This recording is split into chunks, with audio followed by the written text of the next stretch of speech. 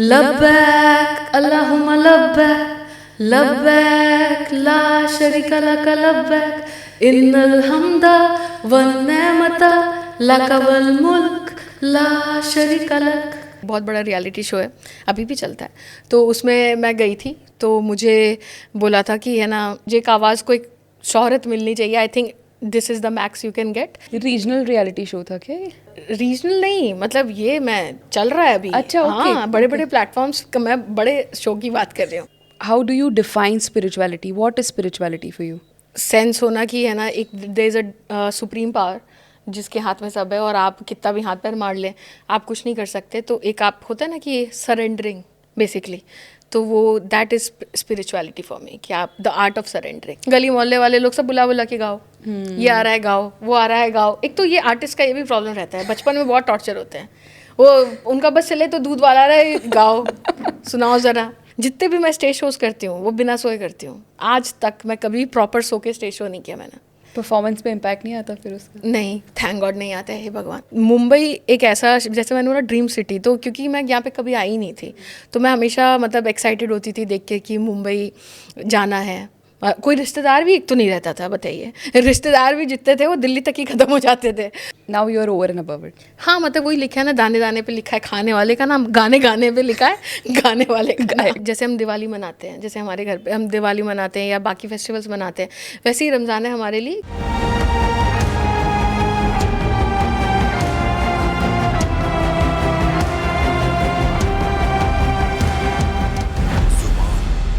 The Essence of Royalty by Ahmed Al-Maghribi.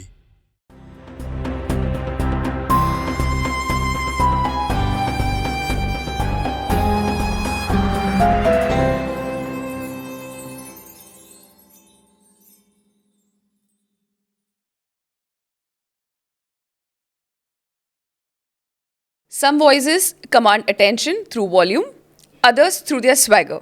In today's conversation, we explore the person behind the voice, her journey, her inner rhythm, and the influence on the way she thinks, feels, and creates. Join me in welcoming Swati Sharma. Thank you so much. Before we start the conversation today, how are you feeling? Too frustrated, मत पूछिए। मैं literally I am telling you, क्या ही बताऊँ। I am sleep deprive, I am anxious. अरे मजाक कर रही हूँ, स्टार्ट करिए। All good, I am feeling good, great, happy to be here. Thank you, likewise. Thank you for accepting our invitation and being a part of this season. Pleasure is all mine. When you are creating music, when you are into a lot of noise, how do you come back to silence? I think हम सबको एक moment of break लेना चाहिए। तो वो हम मुझे लगता है कि मैं अपनी आंखें क्लोज करती हूँ या फिर गॉड का नाम ले लेती हूँ। तो मेरा, क्योंकि मैं थोड़ी स्पिरिचुअल हूँ, तो वो मेरा वे है खुद को काम करने का। जब आप एक्सप्रेस करते हैं तभी यू फील मोर लाइवली या परफॉर्मेंस के वक्त? परफॉर्मेंस के वक्त definitely, when I perform I am completely different person. Okay, what has been the best experience with the audience? जब मैं स्टेज पे होती हूँ डेफिनेटली, मतलब वो जब इतने सारे लोग आपका गाना गाते हैं, as an artist this is every artist dream कि आप कोई गाना गाते हैं और आपका गाना हो स्पेशली और सब आपके साथ गाते हैं। तो वो जब आप हज़ारों ऑडियंस को देखते हैं कि आपके साथ गा रहे हैं, झूम रहे हैं, तो वो एक out of the world feeling होती है। At this point in your journey, जब आप बात करते हैं किसी के साथ या कम्युनिकेट करते हैं, तो किस टाइप का कम्युनिकेशन आपके लिए बहुत नरिशिंग फील होता है? I think anything related to music और स्पिरिचुअलिटी, ये दो मेरे बहुत फेवरेट टॉपिक्स हैं। तो ये मेरा बहुत रहता है। अपार्ट फ्रॉम दैट, अगर थोड़ा लाइटर जोन में जाएंगे तो फूड पता ही चल रहा होगा। तो हाँ, फूड से रिलेटेड कुछ भी, I am very foodie. How spiritual are you? मतलब वो तो नहीं कह सकती कि मतलब कि मैं बहुत ज़्यादा स्पिरिचुअल है, but I am trying my best कि मैं ज़्यादा कनेक्ट हो सकूं और थोड़ा पीस फील कर सकूं। Because I am an over thinker, पूरे टाइम मेरे दिमाग में चलता रहता है, तो इसलिए। How do you define spirituality? What is spirituality for you? I think inner peace, और एक ये सेंस होना कि है ना, एक there is a supreme power जिसके हाथ में सब है, और आप कितना भी हाथ पैर मार लें आप कुछ नहीं कर सकते। तो एक आप होता है ना कि सरेंडरिंग बेसिकली, तो वो that is spirituality for me, कि आप the art of surrendering basically. While growing up, the emotional surrounding, जो एक सराउंडिंग था आपका while growing up, how do you define that? मतलब उसका क्या इम्पैक्ट रहा आपकी जर्नी पे? देखिए, अगर मैं ऐसे कहूँगी ना कि इमोशनल सराउंडिंग बहुत मतलब बैलेंस नहीं था. हाँ. कभी बहुत रफ पैचेस थे, कभी बहुत अच्छा था. बेसिकली ग्रोइंग अप, मतलब मुझे अपने पापा से डर लगता था. बेसिकली मैं थोड़ा, वो आते थे तो मैं, जैसे हम टीवी देख रहे हैं तो बंद करके भाग जाते थे कि पापा के सामने टीवी नहीं देखना है. हमेशा उनको दिखाना है कि हम पढ़ रहे हैं, पढ़ कुछ नहीं रहे हैं, दिखा रहे हैं कि पढ़ रहे हैं. ये ऐसा रहता था. बट जैसे ही म्यूज़िक आया मेरी लाइफ में, तो उसके बाद से ना वो अब वो he is my best friend. अब वो बचपन जैसे ही मैंने म्यूज़िक को पकड़ा तो वो मेरे फ्रेंड बन गए. तो वो एक कैसे ये ट्रांजिशन कैसे हुआ? क्योंकि मुझे ये नहीं पता था कि before my birth he was into music. और मतलब वो बहुत ज़्यादा म्यूज़िक में थे, उनको गज़ल सुनना और गाना ये सब पसंद था. और उसके बाद जैसे उस टाइम के जो भी आर्टिस्ट थे, जैसे अलीशा चिनावी जी और इन लोग का बहुत वो सुनते थे, नुसरत फ़तेह अली खान साहब का, इन सब का बहुत गाना और ये सब सुनते थे वो. तो जब उनको पता चला कि मैं गाती हूँ तो वो मतलब एक्साइटेड हो गए कि चलो अच्छा, किसी में कुछ जीन्स ट्रांसफ़र हुआ है, ये मेरे बच्चे हैं. मतलब एक प्राउड उनको ऐसा फील हुआ. तो मुझे लगता है उससे वो म्यूज़िक के थ्रू ज़्यादा कनेक्ट हो गए. तो फिर वो एक स्मूथ हो गया कि मुझे फिर वो इन्वायरमेंट मिला कि भाई आप अपने पेरेंट्स से जब दोस्त हो जाते हैं तो कैसा रहता है. तो मैं कहूँगी बहुत इंट्रोवर्ट से मैं बहुत ये म्यूज़िक की वजह से एक्सट्रोवर्ट हो गई. अच्छा, आपके दूसरे सिबलिंग्स में से कोई है सिंगिंग की तरफ इंटरेस्टेड? नहीं, मेरे भाई को भ्रम था बट मैंने उसको तोड़ा. He is not a good singer? नहीं, उसको ऐसा लगता था कि वो बहुत अच्छा गाता है. उसने एक प्रॉपर चिट्ठी विट्ठी भी लिख दी थी मेरे डैड को कि ना दीदी मुझसे जलती है क्योंकि ना ये चाहती नहीं, इसको लग रहा है मैं ना आगे बढ़ जाऊंगा इससे, तो ये आप मुझे भी सिखाइए. तो मेरे पापा ने उसको भी सिखाया बेचारे को. बट वो उसने सारे गामा के बाद पौधा नहीं सा कुछ अलग गाता था, तो उसको गुरुजी ने भी भगा दिया और खुद भी उसने हाथ जोड़ लिया. तो आपके फादर ने आपके लिए भी ट्रेनिंग की है? हाँ, मेरे एक्चुअली मैंने वही बोला कि पेरेंट का सपोर्ट बहुत इंपॉर्टेंट रहता है इसमें. तो जब मैंने बताया तो मैं, क्योंकि पढ़ाई लिखाई में अच्छी थी, तो जब मैंने बताया तो उन्होंने बहुत अच्छे से लिया. बताया भी नहीं, उन्होंने खुद ही डिस्कवर किया. एक्चुअली एक पूरा वो है सीन है कि मैं किचन में मम्मी खाना बनाती है तो मैं उधर खड़े होकर गाती रहती थी कोई भी गाना रैंडम. जैसे अदनान सामी जी का गाना आया था तो मैं उनका ना नकल उतारने की कोशिश करती थी. तो मुझे मज़ा आता था ये सब करने में. तो मेरी मॉम को लगा ये अच्छा गाती है, तो उन्होंने पापा को बताया. अब जैसा कि मैंने आपको बोला कि मैं उनसे डरती थी, तो वो ऑब्वियसली उनके सामने मैं गाऊंगी नहीं, तो वो एक छोटा सा विंडो था, उससे वो सुन रहे थे. क्या गा रहे थे आप? मैं गा रही थी, दिल कह रहा है दिल से, वादा करो दिल से, चाहे तुम जहाँ भी जाना जानम मेरी याद रखना. ये मैं गा रही थी तो मैं सुना. और फिर दूसरे दिन जब मैं उठी तो मैं देख रही हूँ मेरे घर में प्रॉपर म्यूज़िक सिस्टम आ गया है, ये लता जी के कैसेट्स आ गए, आशा जी के, और ये मैं बोल रही हूँ क्या हो रहा है, क्योंकि मैंने खुद ही डिसाइड नहीं किया था वो सिंगर बनना है. बट उनको लगा कि नहीं, अब he has to go all in. Lovely. But मैं इसलिए पूछ रही थी क्योंकि अगर आपके पिताजी आपको अगर सिखा रहे तो मतलब उनको भी इतना नॉलेज होगा जब तब जाके वो आपके लिए ट्रेनिंग कर रहे होंगे. डेफिनेटली. अगर मैं कहूँ कि मेरे फर्स्ट टीचर, फर्स्ट गुरु अगर कहें तो डेफिनेटली मेरे पापा हैं. उन्होंने मुझे सिखाया. मैं आपको बता रही हूँ, मैंने कभी पढ़ाई लिखाई के लिए कोई डांट कोई मार कुछ नहीं पड़ी. मैं गाने के लिए जितना मुझे डांट पड़ा है, और मतलब लिटरली मैं एक लाइन को, डेफिनेटली बता रही हूँ, एक लाइन को मैं मतलब घंटों गाती थी, 100 बार 200 बार. बोल रहे नहीं फील नहीं आ रहा. अब छोटी हूँ मैं 7 साल की उम्र से बाय द वे गा रही हूँ, तो मैं छोटी हूँ. अब मुझे बोल रहे हैं कोई जब तुम्हारा हृदय तोड़ दे, तड़पता हुआ जब कोई छोड़ दे, तब तुम मेरे पास आना प्रिय, मेरा दर खुला है, खुला ही रहेगा तुम्हारे लिए. अब वो 7 साल के बच्चे को क्या समझ में आ रहा है ये वो, लेकिन वो फील नहीं आया. तो वो मैं मतलब लिटरली एक लाइन को वो ऐसे सुनते रहते थे. मैं 100 200 बार गाती थी. अरे बाप रे. तो ऐसी ट्रेनिंग हुई है मेरी. ऐसा मेरे साथ बचपन में पढ़ाई को लेकर होता था. उसमें मैं बच गई. My father was never happy with the type of answers and everything I wrote. तो वो मुझे कहते थे नहीं फिर से दोबारा. हाँ, फिर से. हाँ. सो एग्जाम के पहले काफ़ी बार ऐसा होता था कि रात के 3 बजे तक ही used to make me learn and write answers. तो शायद उसी का नतीजा है कि आज PhD कंप्लीट हो गई है. बस वही तो, वो टफ ट्रेनिंग ज़रूरी होती है. कब आपको फर्स्ट रियलाइज़ हुआ कि आपका वॉइस अलग है बाकियों से, you should professionally try this as a career? जैसा कि मैंने आपको बताया कि मेरे से पहले मेरे पापा सीरियस हो गए, और सीरियस हो गए तो स्टार्टिंग में मुझे मतलब मैं भागती थी एक्चुअली, मुझे क्योंकि मुझे डॉक्टर बनना था, मेरे दिमाग में था। हाँ। तो बहुत एक होता है ना, बहुत पढ़ाकू बच्चा है, अब उसको आप बोल रहे हैं कि नहीं तुम ना सिंगिंग भी करो। तो मुझे लगा मैं तो ऐसे ही गा रही थी, ये क्यों सीरियस हो रहे हैं। मेरे गुरुजी आते थे तो मुझे देखे जाते थे कि रियाज करना करती नहीं थी। बट डेफिनेटली वो जो जर्नी है, जैसे आपने बताया कि फिर आप खुद ही आपको शौक हो गया पढ़ने का, तो करते करते मुझे फिर एहसास हुआ कि नहीं यार, मतलब म्यूज़िक इज़ समथिंग कि मैं इसके बिना नहीं कर सकती। और मेरे डैड हमेशा कहते हैं कि दो नाव पे पाँव नहीं रखना चाहिए, पाँव तो दो थे, मतलब दो नाव पे पाँव नहीं होना चाहिए। तो फिर मैंने ही वॉज ओके कि मैं अगर एवरेज स्टूडेंट रहूँ, but if I do good in music, तो मैंने उसको पकड़ा। तो वो करते करते मतलब एक आपको एक रियलाइजेशन हो जाता है कि जब आप सीखते हैं विद इन ट्रेनिंग, तो आपको पता चलता है कि अब जैसे मैंने क्लासिकली मैं ट्रेंड हूँ, तो वहाँ पे आप एग्ज़ाम्स होता है तो बहुत सारे लोग रहते हैं और उनके सामने आपको परफॉर्म करना होता है, जो भी राग्स वगैरह आप प्रिपेयर करते हैं। तो मैंने अपना 5th ईयर का जब किया था, तो लिटरली जितने मेरे होम टाउन के लोग थे, सब ने अपना अपना कैमरा ऐसे निकाल लिया था कैप्चर करने के लिए। तो वो उस टाइम पे मुझे लगा कि कुछ तो सही कर रही हूँ, इनको क्यों अच्छा लग रहा है, मतलब कुछ तो अलग कर रही होंगी। How old were you back then? मतलब अब उस टाइम तक तो मतलब समझिए कि क्योंकि मैं 5th ईयर की बात कर रही हूँ, तो मे बी अराउंड 15-14। हाँ, मतलब उधर, लेकिन मैं बहुत छोटे से स्टार्ट किया, यानी तो वो सेंसेस आ गए थे। गली मोहल्ले वाले लोग सब बुला बुला के गाओ, ये आ रहा है गाओ, वो आ रहा है गाओ। एक तो ये आर्टिस्ट का ये भी प्रॉब्लम रहता है, बचपन में बहुत टॉर्चर होते हैं, वो उनका बस चले तो दूध वाला आ रहा है, गाओ सुनाओ जरा। बट आई थिंक वो भी एक तरीका है ना कि आपका इतना कॉन्फिडेंस बढ़ाने हाँ, के लिए प्रैक्टिस हो जाती है, Yes. कॉन्फिडेंस बढ़ता है। बाद में मैंने हाथ जोड़ा, मत क्या करो मेरे साथ ऐसा। और आई थिंक इनिशियल ईयर्स में जितना प्रैक्टिस करे और जितना स्किल को शार्पन जी, करे, जी। Over the years that is beneficial. तो ये तो आपकी इनिशियल जर्नी हो गई, बट फिर कमर्शियल सिंगिंग की तरफ कैसे आना हुआ आपका? कमर्शियल सिंगिंग भी मैं ना बहुत छोटे से ही कर रही हूँ।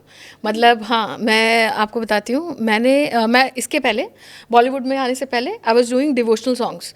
तो मैंने काफ़ी मतलब 150-200 से ज़्यादा डिवोशनल सॉन्ग्स गाए होंगे बिफोर कमिंग इनटू बॉलीवुड। तो उस टाइम पे मतलब मेरे डैड को था कि नहीं, इसको माइक के पीछे गाना आना चाहिए, शी शुड बी कंफर्टेबल। तो वो कल को अगर कोई बड़ा म्यूज़िक डायरेक्टर बुलाएगा तो कैसे गाएगी, क्या रहेगा, उनका हमेशा से मतलब ट्रेनिंग वैसी रही थी। तो मेरे ना एल्बम्स आने स्टार्ट हुए, डिवोशनल एल्बम्स ये सब स्टार्ट हुए। तो वो पूरा दिल्ली में जा कर के उसका था, तो मैं वहाँ पे जाके गाती थी। और बहुत सारी कंपनी से मेरे कैसेट्स और मतलब वो सीडीज़, वो सब रहता नहीं है, कैसेट्स तो नहीं, सीडी वाले ज़माने में वो डीवीडीज़ वगैरह वो सब काफ़ी आते थे। तो वहाँ से मैं कहती हूँ कि प्रोफेशनली तो एक तरीके से गाना तब से स्टार्ट कर दिया था।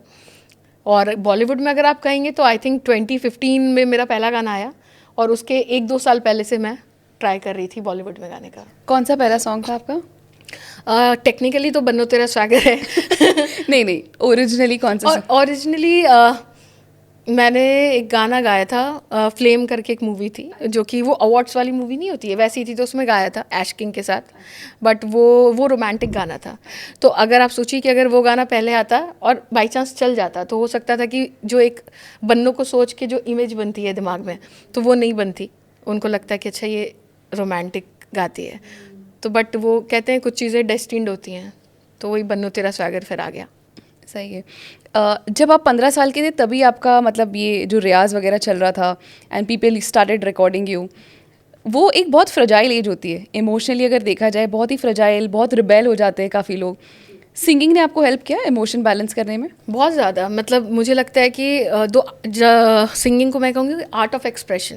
तो मतलब वो आप कुछ भी एक्सप्रेस करना चाहते हैं, आप गा के बता सकते हैं। मैंने इसको तो बहुत अच्छे से यूज़ किया। जैसे अपने डैड से कुछ मैं चाह रही हूँ कि मुझे ख़रीद के देना ही दे रहे हैं, तो मैं कुछ ऐसे ही गा दूंगी, कुछ ऐसे ही गाती रहूँगी, ऐसे ऐसे ऐसे ऐसे। जैसे तेरी दीवानी आया था कैलाश चंद्र का, तो मैं उसमें पता नहीं कि है ना, इश्क जुनू जब हद से बढ़ जाए, जानबूझ के चिल्ला चिल्ला के गा रही हूँ कि इन फ्यूचर कुछ ऐसा रहे, तो आपको पता होना चाहिए क्या बोला है गाने में। सुनो, ओरे पिया में भी है, मतलब जैसे कभी घर में झगड़ा हो गया तो उसमें एक लाइन है कि लगता है कि 11 में मैं पलती रही, तो वो सब गा के टॉर्चर कर देती है अपने घर वालों को। तो मैं इसको इस तरीके से मैंने काफ़ी यूज़ किया है। आर्टिस्टिक जर्नी में सो फार, मतलब जितना भी आपका जर्नी रहा है, सबसे टफ आपके लिए क्या रहा है? सबसे टफ तो यही रहा है कि एक मेंटल हेल्थ को बैलेंस करना, वो बहुत टफ रहा है। क्योंकि मुझे पता है कि मैं जब यहाँ पे आने से पहले, मुंबई में बेसिकली आने से पहले, मेरी ड्रीम सिटी, यहाँ पे आने से पहले मैं बहुत सोती थी। मतलब मुझे आप 10 बजे सुला दीजिए तो अगर छुट्टी है स्कूल की तो सुबह 10 बजे तक मैं उठूंगी नहीं। इनफैक्ट एक इंसिडेंट याद है, मेरे पापा लिटरली बकेट लेके आए थे, पानी का मेरे ऊपर डाल दिया था, मैं उठ ही नहीं रही थी, और तब भी मैं ढीठ की तरह गीली हो गई, सो रही हूँ, लेकिन मैं भी उठे जाओ, मैं ढीठ हूँ, मैं भी नहीं उठूँ, सो गई। फिर मैं ऐसे करके यहाँ पे आई तो मुझे पता चला कि यार वो हसल क्या होती है। वो एक पहली बार एंग्जाइटी फील हुई, वो एंशियसनेस फील हुई, तो मतलब वो वैसा हुआ। तो फिर नींद आनी कम हो गई धीरे धीरे। तो जो सबसे प्यारी चीज़ थी नींद, वो उड़ गई। तो अब वो उड़ गई तो ऐसी उड़ गई कि बस उड़ी, वो आ ही नहीं रही है। अब तो मुझे सोना, मतलब मुझे लगता है कि आप जितने भी मैं स्टेज शोज़ करती हूँ वो बिना सोए करती हूँ। आज तक मैं कभी प्रॉपर सो के स्टेज शो नहीं किया मैंने, ऐसा मुझे हो जाता है। परफॉर्मेंस पे इम्पैक्ट नहीं आता फिर उसका? नहीं, थैंक गॉड नहीं आता है, हे भगवान, आए भी ना। बट हाँ, लेकिन हाँ, मतलब वो हो गया कि मतलब अब नींद उतना मैटर नहीं करता, आई थिंक। क्या एज थी जब मुंबई आप आए? मुंबई मैं आई थिंक 19-20 के अराउंड आ गई थी। How important do you think is mental health, specially creative minds के लिए? I think it's very important, I think it's the key. वो कहते हैं ना कि वो बहुत बहुत इम्पॉर्टेंट एलिमेंट है। अब आप देखिए ना, अभी जैसे कि आया ही है, रिटायरमेंट ले रहे हैं इतने बड़े बड़े लोग, बहुत लोगों का आपने सुना होगा। तो वो इसीलिए हो रहा है कि सब बैलेंस करके चलना चाहते हैं। Obviously they have achieved something, कि मतलब इतना ज़्यादा कि अब उनको वो इस लेवल पे पहुंच गए हैं कि they can do so. But जो हम जैसे लोग जो नहीं कर पा रहे हैं, उनको ये है कि कम से कम हम बैलेंस करके चल सकते हैं, तो बहुत इंपॉर्टेंट है वो, क्योंकि वो ना लॉन्ग टर्म में आपके हेल्थ को, आपके आर्ट को, सबको इफेक्ट करता है, और आपके पर्सनल लाइफ को भी इफेक्ट करता है बहुत ज़्यादा। तो it's very important. Self doubt कभी आपने फेस किया? मतलब ऐसा कि कुछ कर रहे हैं पता नहीं, while being in the process? Self doubt मैंने नहीं किया, मुझे अच्छा। करवाया गया, वो अलग बात है। मतलब जैसे इनिशियल जर्नी स्टार्ट हुई थी, तो मुंबई एक ऐसा, जैसे मैंने बोला, ड्रीम सिटी। तो क्योंकि मैं यहाँ पे कभी आई नहीं थी, तो मैं हमेशा मतलब एक्साइटेड होती थी देख के कि मुंबई जाना है। कोई रिश्तेदार भी एक तो नहीं रहता था, बताइए, रिश्तेदार भी जितने थे वो दिल्ली तक ही ख़त्म हो जाते थे। तो हमको ऐसा भी नहीं था कि गर्मी छुट्टियों में भी जा रहे हैं। तो मेरे लिए हमेशा मुंबई ऐसा था कि वो, जब मैं रियलिटी शोज़ देखती थी कि हम आपको मुंबई लेके जा रहे हैं, तो मुझे भी था कि कोई मुझे बोले। तो वो मैंने रियलिटी शोज़ में भी बहुत ट्राई किया।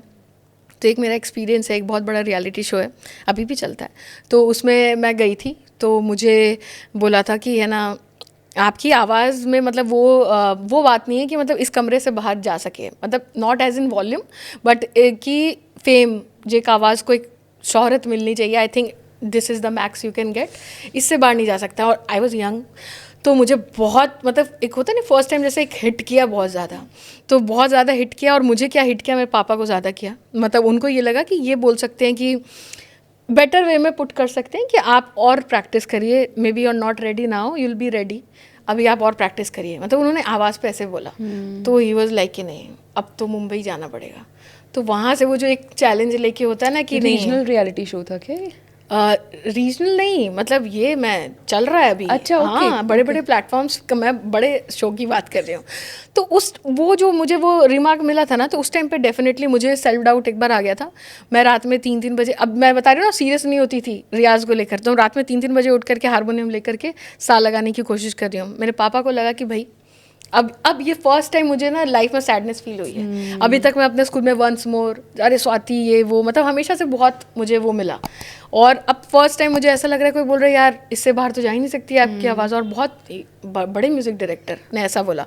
तो मतलब थोड़ा सा उस टाइम पे लगा, बट इवेंचुअली आप काम करते रहते हैं तो आपको समझ में आता है कि वैसा नहीं था। तो वैसा होता तो यहाँ पे कैसे बैठी रहती, मतलब ऐसे बोला गया था। आप सोचिए, एक छोटे बच्चे को ऐसे बोल देंगे कि अभी तुम्हारी उड़ान यही तक है, कभी नहीं बोलना चाहिए ऐसा। तो वो उस टाइम पे थोड़ा सा सेल्फ डाउट हुआ था। बट अगेन उसी में मैं ऐसा नहीं कहूँगी, एक और जज थी मेरी बहुत फेवरेट है, एंड शी केम, और वो उन्होंने मेरे पापा से मिली, एंड शी वाज लाइक कि मैं आपको गारंटी देती हूँ कि कीप सपोर्टिंग हर, आज से आपकी बेटी अच्छा और अच्छा ही करेगी। तो वहाँ से मैं निकली और मेरा जर्नी स्टार्ट हुआ। तो वो एक मोमेंट पे थोड़ा आया था, तो मैंने नहीं किया, मुझे करवाया गया। तो वो रिजेक्शन है, लेकिन आपको लाइफ में आगे लेकर गया। हाँ, रिजेक्शन नहीं है ना, वो बोलते हैं ना लोग, हाँ, हाँ, वो लोग बोलते हैं ना कि कहीं कहीं से रिजेक्ट होना, आपको लगता है ये नहीं मिला तो मैं क्या, और गॉड पीछे बड़ा टेडी बेयर लेके बैठे हैं, आप ही नहीं, मुझे यही चाहिए, यही चाहिए। एक धक्का पुश मिलना तो जरूरी वो है। ज़रूरी है ना। रिजेक्शन को काफ़ी बार लोग गोस्ट कर देते हैं, साइलेंस या rejection, how do you deal with that on day to day basis? अब तो देखिए आदत हो गई है, स्टार्टिंग में रोती थी, बहुत दिमाग ख़राब होता था, मतलब जैसे मैंने कोई गाना गाया और मैं सुन रही हूँ कि अरे वो गाना तो किसी और सिंगर की आवाज़ में आ गया, भैया आ नहीं गया, हिट भी हो गया, अरे भाई एक हो गया आ गया, चला नहीं तो उतना आगे हिट भी हो गया, तो आपको लगता है कि यार क्यों ये मेरा हो सकता था, ऐसा क्यों हुआ, मतलब मैंने अपना बेस्ट दिया, आई गेव माई बेस्ट, सबको बहुत अच्छा लगा, तो ऐसा क्यों हुआ। तो स्टार्टिंग में बहुत फ़र्क पड़ता था, रोती वोती भी थी और थोड़ा उसमें चली जाती थी अपने कुकून में, बट अब धीरे धीरे धीरे धीरे मतलब होता है ना कि आपको ऐसी आदत पड़ जाती है कि इतना भी मत डराओ कि डर ही ना लगे, तो ठीक है, फिर वो लगता है कि ये पार्ट है इस जर्नी का, काफ़ी चीज़ें रिजेक्ट होंगी तो उसको वैसे ही लेना है, जैसे कि आप जब आपका कुछ एक्सेप्ट होता है, कुछ आता है कि नहीं स्वाति आपकी आवाज़ में आ रहा है, तो ठीक है। Now you are over and above it. हाँ मतलब वही लिखा है ना, दाने दाने पे लिखा है खाने वाले का नाम, गाने गाने पे लिखा है गाने वाले का नाम। When we talk about success, जैसे आपका जो गाना हिट हुआ, when we talk about success, उसके बाद भी आपने you've sung a lot of songs. How do you define success? अगर ये सक्सेस को ऐसे देखा जाए तो पहले मुझे मेरा पैरामीटर था सक्सेस का कि मेरा कोई गाना बॉलीवुड में आ जाए, मैं ये देखती थी कि मेरा गाना बॉलीवुड में कैसे आएगा। अगर उसके और पहले जाएंगे तो मुझे ये था कि मैं डिवोशनल गाती हूँ, बहुत अच्छा गाती हूँ, पर मुझे पता था कि मैं डेफिनेटली कमर्शियल सॉन्ग्स में और बेस्ट दे सकती हूँ। तो उस टाइम पे सक्सेस का मीटर ये था कि मैं कुछ कमर्शियल गाना गाऊँ, फिर हो गया कि बॉलीवुड में गाऊँ, फिर हो गया कि गा लिया, आप गाना कब आएगा। बट फिर उसके बाद इवेंचुअली हुआ कि भाई मेरा गाना हिट होना चाहिए, जब पहला सुपर ब्लॉकबस्टर आ गया तो अब दूसरा गाना भी हिट हो, अब दूसरा हिट कब आएगा। तो ये तो चेंज होता रहता है। मुझे लगता है सक्सेस इज़ नॉट समथिंग कि आप ये डिफाइन कर सकते हैं कि ये हो जाएगा तो सक्सेस हो जाएगा। आज मैं बोल दूं कि मैं इतनी सक्सेसफुल हो जाऊं कि मैं ना ये कर लूं कि मैं मर्सिडीज़ सपोज़ करिए ख़रीद लिया अपने पैसों से, तो फिर मेरे दिमाग में रहेगा कि नहीं यार मुझे ना और ऊपर बढ़ना है, डिफेंडर लूँगी, और उसका तो कुछ वो ही नहीं है। तो मुझे लगता है एज लॉन्ग एज आपके अंदर वो कंटेंटमेंट है कि ठीक है आपके फैमिली आपसे खुश हैं, उनको खुश कर पा रहे हो, तो that is success for me.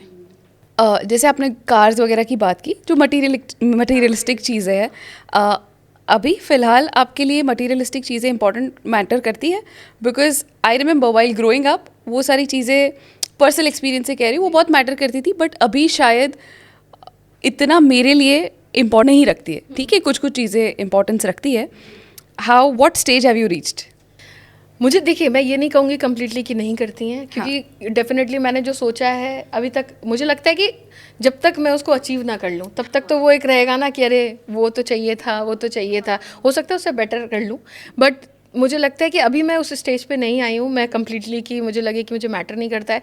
I think कि जो मैंने जिसको एक मैं थोड़ी वो फैमिली ओरिएंटेड हूँ, तो जिसको जो वादा किया है कि जैसे मेरी बहन है बोलती सुनती नहीं है, तो उसको बचपन से ये रहा कि नहीं तुम मेरा सपोर्ट करना। शिखा वो मेरी छोटी बहन है, तो वो भी अगर देख रही है तो उसको मैं बता दूं कि मेरी छोटी बहन है, वो बोलती सुनती नहीं है, बट वो हमेशा मुझे मतलब बहुत प्यार करती है, बहुत सपोर्ट करती है। तो वो इतना सपोर्ट करती है तो उसको ये है कि तुम ना मेरे लिए घर खरीदना, तुम ताकि ना मैं सेट हो जाऊँ कि मुझे मेरे पास एक घर रहे, तो तुम्हें कोई सपोर्ट करना। तो अब आपको पता है मुंबई में घर लेना कितनी बड़ी बात है, तो एक ये है। तो यही मतलब वो सब चीज़ें हैं कि जब तक मैं ये सब ना कर लूँ तब तक मतलब मेरे अगर पर्सनल उसके लिए नहीं करती, मैं सच बता रही हूँ। अगर मुझे बोला जाए कि स्वाति तुम आप अपना पर्सनल बताओ, नहीं, लेकिन जो मैंने लोगों को वादा कर दिया है कि नहीं कि मैं उसको घर दूंगी या कुछ अपने पापा को उनका ड्रीम कार दूंगी, तो जब तक वो ना कर लूँ तब तक वो रहेगा मेरे अंदर। When we talk about Swati Sharma, है ना, beyond singer, who are you? Beyond singer मैंने कभी ऐसा सोचा ही नहीं। मैं आपको पता है बहुत छोटे से गा रही हूँ, तो गाना ही मेरे लाइफ का मतलब मुझे लगता है 90% पार्ट तो गाना ही है।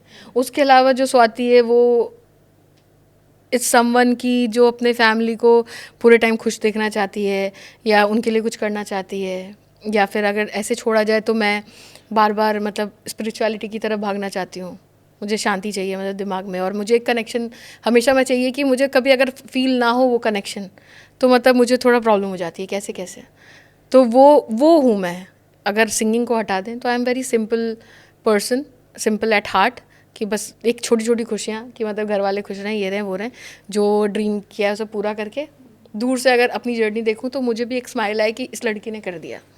Despite getting whatever fame, whatever success, what part of you still remains unchanged? जो स्वाति पहले थी, वो कुछ कुछ चीज़ें जो है? I think I am still the same. मतलब मुझे लोग मुझसे शिकायतें ये करते हैं, यू शुड चेंज. और मुझे चेंज मतलब इज समथिंग कि जो होना ही चाहिए लोगों को, या ऐसे इन जनरल चेंज एक ऐसी चीज़ है जिसको आप अवॉइड नहीं कर सकते. It's unavoidable. बट मुझे लगता है कि मैं चेंज नहीं हो पाती हूँ. मतलब फेम भी मिल गया या गाना इतना बड़ा हिट हो गया, अभी भी मतलब जब जाती हूँ तो पहला डिमांड वही रहता है कि आप बन्नू तेरा स्वैगर गाइए. तो वही रहता है और वैसा ही रिस्पॉन्स मिलता है. टचवुड मतलब वही मिलता है मुझे. बट एक वो जो मेरा वो जो फायर थी, वो जो डर था स्टेज पे जाने से पहले, अभी भी लगता है. और वो अभी भी मतलब इतने स्टेजेस पे परफॉर्म किया है, कहाँ नहीं किया है मतलब. लेकिन फिर भी वो एक जो डर रहता है वो रहता है. और अगर वो ना लगे कभी तो फिर मुझे लगता है भाई तुझे डर क्यों नहीं लग रहा है. क्योंकि ना मैं कभी भी ना too much, I don't want to go too much into my head कि मतलब वो अच्छा अब आई हैव अचीव्ड समथिंग. नहीं, अभी मुझे लगता है कि मेरे लिए अभी मतलब स्टार्ट ही किया है, मुझे अभी ये लगता है. तो इसलिए मतलब ऐसा सा मेरा रहता है थोड़ा.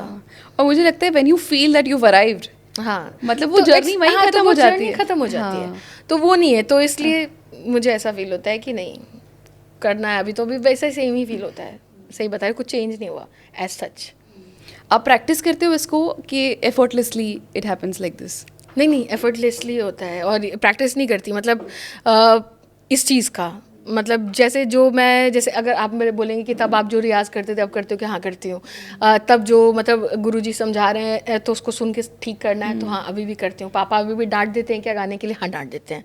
वो सब चीज़ अब ये है कि अब वो कई बार मेरा गाया हुआ गाना ट्राई करते हैं और वो खुद गड़बड़ गाते हैं, तो मैं बोलती हूँ 5 साल रियाज़ करके आइए. ये उनका लाइन रहता है, तो ऐसे छेड़ने के लिए. तो वो सब रहता है. लेकिन मुझे लगता है अभी भी अगर आप देखेंगे कि deep within me I'm still the same person who wants to do so much in life. Ambition ने कभी ऑथेंटिसिटी के साथ इंटरफियर किया है कि अरे यार this is something that I really want, लेकिन बिकॉज मुझे इस बॉक्स में फिट इन करना पड़ेगा इसलिए मुझे ये करना है? जैसे समटाइम्स आई फील कि लोग मुझे जज करते हैं कि इसने बन्नू तेरा स्वागर गाया है, तो या फिर है ना बहुत सारे गाने मेरे उस जोन के आए हैं, तो उनको लगता है कि डांसिंग नंबर्स बेटर डिलीवर कर पाएगी. बट अगर मेरे से पूछा जाए तो I am a old soul. तो मुझसे अगर आप सैड गाना गवाएंगे विल बी सरप्राइज. और मैंने गाया भी है. जुग जुग जियो करके मूवी आई थी, उसमें मेरा गाना है तुम जो गए, वो गाया. और काफ़ी गाने हैं ऐसे उसमें कम्प्लीटली डिफरेंट, मतलब वो इट्स अ सैड सॉन्ग और वो बहुत डिफरेंट गाया मैंने. तो उसको अगर आप सुनेंगे तो आपको लगेगा नहीं कि इसने बन्नो गाया था. तो वो एक जोन जो है ना, मुझे लगता है कि वो मुझे बहुत एक्सप्लोर करना है. बट समटाइम मुझे लगता है that is my authentic self, कि है ना मैं वो सब जोन में घुस करके मुझे लगता है मैं बहुत अच्छा कर सकती हूँ, अच्छा डिलीवर करती हूँ और मुझे दिल को भी बहुत खुशी होती है. बट समटाइम्स ठीक है, अब कहते हैं कि आपको वो कर देते हैं ना कि नहीं, टाइप कास्ट कर देते हैं. ऐसा होता है कि नहीं ये ऐसे ही गाएगी, थोड़ा नेजल टेक्सचर दे दो, थोड़ा एक्सपेरिमेंट कर दो. तो वो सब मेरा फोटे है, वो मैं कर सकती हूँ. But I can do this also. तो कई बार ऐसा थोड़ा करना पड़ता है मैनेज, बट ठीक है. जुग जुग जियो का जो आपका सॉन्ग है उसमें से आपका फेवरेट पार्ट कौन सा है सॉन्ग का? मेरा आई थिंक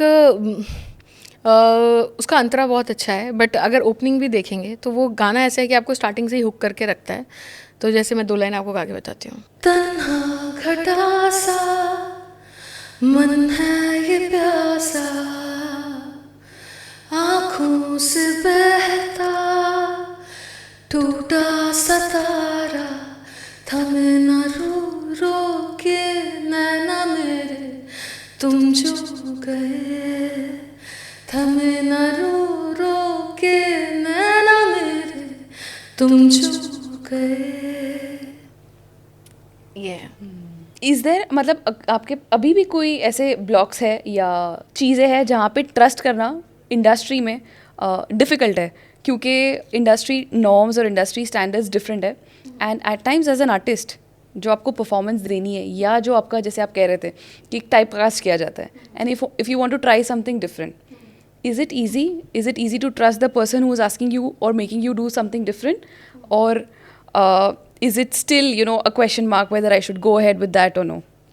आई थिंक कि ना ये दूसरे पे ज़्यादा ट्रस्ट करने से, मतलब ये क्वेश्चन ना बेसिकली क्या है कि जो उसका आंसर है ये है कि खुद पे ट्रस्ट ज़्यादा होना चाहिए कि आप क्या कर रहे हैं, उस पर आपको ये ट्रस्ट है कि आप उसको उस तरीके से डिलीवर कर पाएंगे. समटाइम्स ये होता है कि कोई, जैसे मैं लिरिक्स बहुत देखती हूँ तो मैं मेक श्योर करती हूँ कि मुझे किस तरह के लिरिक्स गाने हैं. अगर डांसिंग नंबर भी है अगर जैसे टर्म होता है आइटम नंबर भी है सपोज, तो उसमें भी मुझे वर्ड्स है कि अगर कुछ मुझे लग रहा है कि नहीं ये मैं नहीं गा सकती, दिस इज़ कम्प्लीटली कि ये मैं नहीं गाऊंगी, ये मेरे लिए कुछ ज़्यादा हो जाएगा, तो वैसी चीज़ें मैं नहीं गाती हूँ। बट उसमें दूसरे को ज़्यादा ट्रस्ट करना ज़्यादा है कि खुद को ट्रस्ट करना है कि आप उसको उस तरीके से डिलीवर कर पाओगे क्या। तो वो अगर मेरे अंदर 100% श्योरिटी रहती है तभी मैं किसी चीज़ के लिए आगे बढ़ती हूँ, वरना ऐसे नहीं बढ़ती। Moving on to the next segment, fragrance of Ramzan जो हमारा शो है जी। When I say Ramzan what comes to your mind?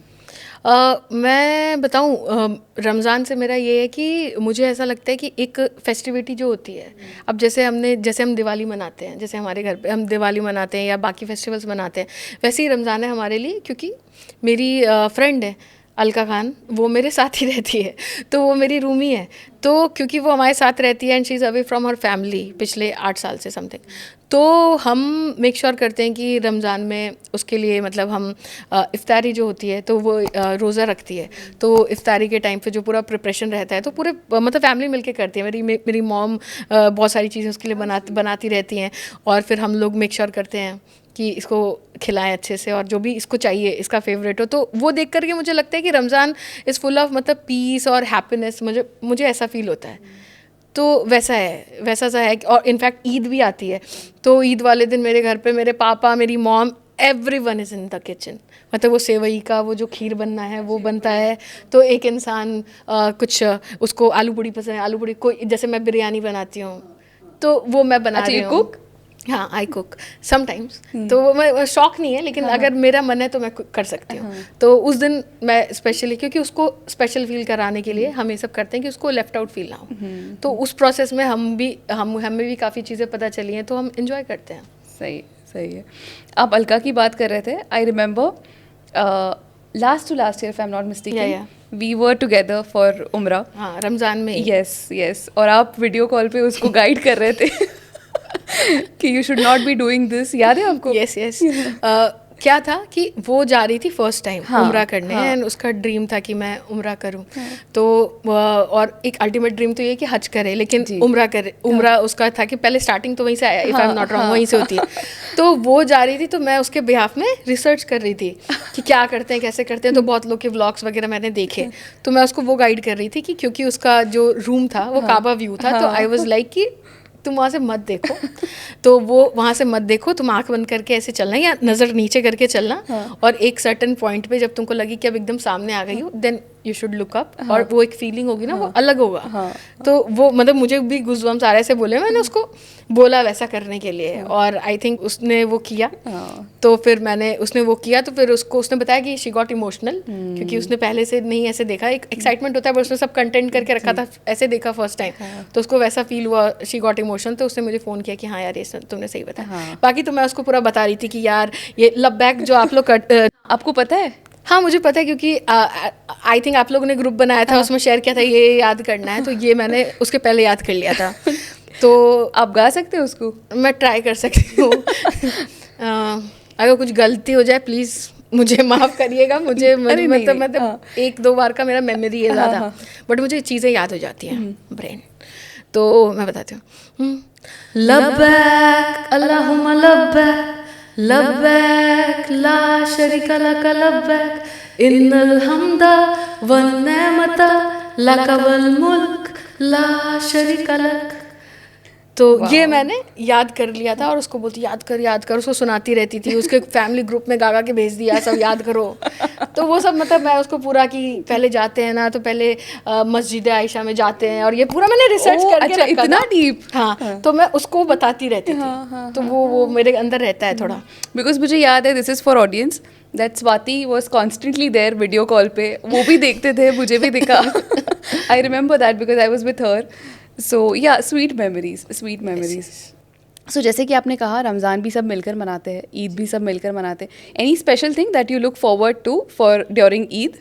वही वो मेरा तो मेन रहता है कि खाना पीना जो रहता है वो बहुत मज़े का होता है, और मेरे घर में भी मतलब सब इतने मज़े से बनाते हैं, तो फिर अलका तो थोड़ा ही खा पाती बेचारी, तो मैं खाती। बट बिरयानी, वो तो वेजिटेरियन है, बिरयानी फिर तो अब सोचिए वो वेजिटेरियन है, अब मैं वेजिटेरियन हूँ, तो मैं अब ये मत बोलेगा कि वेजिटेरियन पुलाव ही होता है यार। मैं तो बना लेती हूँ, ऑडियंस में छोड़ते हैं, तो मैं आपको बना के खिला दूंगी इस बार, आप बता देना। वेजिटेरियन बिरयानी होती है क्या? और क्या, मैं बनाऊंगी ना खाइएगा। इंटरनेट पे बड़ा डिबेट चलता है इसका।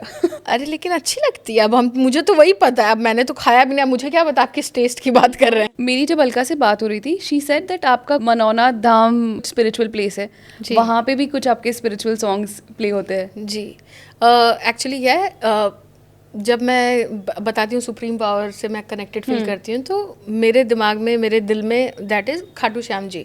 तो मैं उनसे बहुत कनेक्टेड फील करती हूँ। और तो मनौना धाम उनका एक धाम है, जैसे खाटू में खाटू धाम है, वैसे मनौना धाम भी है। तो वहाँ पे जब मंदिर की स्थापना हो रही थी नए तरीके से, तो वहाँ पे मैंने जो महंत जी हैं वहाँ पे, उन्होंने मुझे बोला था कि आप ना आरती गा के भेजिएगा बाबा का। तो मैंने गा के भेजा और उनको अच्छा लगा, और बाबा की कृपा से अब वहाँ पे आरती जब भी होती है तो वो मेरी वॉइस में होती है। तो वहाँ पे जो आरती होती है मेरी गाई हुई, मेरी वॉइस में गाया हुआ अरे है। वाह, अच्छा कितने साल से ये मतलब कब स्थापना कब हुई? वो तो अभी हुई है, लेकिन मंदिर वहाँ पे पहले भी था, बट प्रॉपर एक बहुत बड़े तरीके से अभी स्थापना हुई है। तो बेसिकली शीश की स्थापना हुई है। खाटू श्याम जी का क्या है, मैं आपको थोड़ा कॉन्टेक्स्ट दे देती हूँ। उनका शीश स्थापित है, तो वो उसकी स्थापना हुई है। तो शीश इज हेड, वहाँ पे स्थापना हुई है, उनकी पूजा होती है, तो वो है। तो उसमें अब जब भी वहाँ पे मंदिर में जो भी ऑफिशियल आरती होती है वो मेरे वॉइस में ही होती है, वो मतलब मैंने बनाया है वो आरती। कितने साल से आपका वॉइस यूज़ हो रहा है वहाँ पे? अभी क्योंकि मंदिर अभी स्थापित हुआ है, तो अभी से ही अभी स्टार्ट हुआ है, मतलब लास्ट ईयर से स्टार्ट हो गया था। We are moving on to the rapid fire round now.